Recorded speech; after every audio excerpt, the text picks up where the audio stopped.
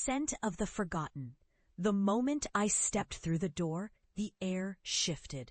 It was as if my family's laughter had curdled into an unrecognizable silence, thick with disbelief. I could almost taste the fear on their tongues, a bitter, metallic flavor that clung to the back of my throat. I stood there, the girl they once mocked for her obsessions, now a woman, cloaked in the chilling recognition of truths they never wanted to face. Look who decided to come back. My brother sneered, his voice laced with a mixture of contempt and unease. The crazy sister who talks to ghosts.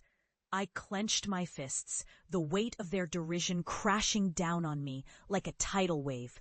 I had endured years of isolation, my passion for olfactory investigation branded as insanity. They had called me delusional for believing that sense could bridge the gap between this world and the next. The family who should have supported me had instead chosen ridicule, and I had watched as their laughter echoed through my mind like a haunting refrain.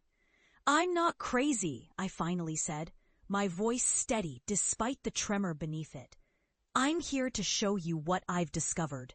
The house was just as I remembered, dusty, filled with the stale scent of neglect and unspoken words. The walls seemed to close in, a claustrophobic reminder of the years I had spent escaping this place. I took a deep breath, the familiar smells flooding my senses. The lavender air freshener my mother used to mask the scent of decay, the faint hint of mildew that clung to the corners of the living room. But there was something else, something that sent a chill racing down my spine, a ghostly sweet aroma that lingered, just out of reach. "Enough with the theatrics," my father barked. His face hardened by years of disappointment. "You've wasted your life chasing shadows." No real scientist would stoop to this nonsense. The words cut deeper than any knife. I had lost everything, my career, my sanity, and yet here I stood, not as a disgrace, but as a warning. I had become a conduit for the unseen, a vessel for the restless spirits that lingered in the air, waiting to be acknowledged. "Just give me a chance to explain," I pleaded, desperation clawing at my throat. Scents are more than just smells. They carry memories, emotions, even lives. I've uncovered evidence of hauntings that can't be ignored. My mother's eyes glimmered with a mix of pity and disdain. "We'll always love you, dear, but you need help." The weight of their disbelief hung heavy in the air, but I refused to back down. I had spent years honing my craft, delving into the depths of the supernatural, and I was ready to show them the truth.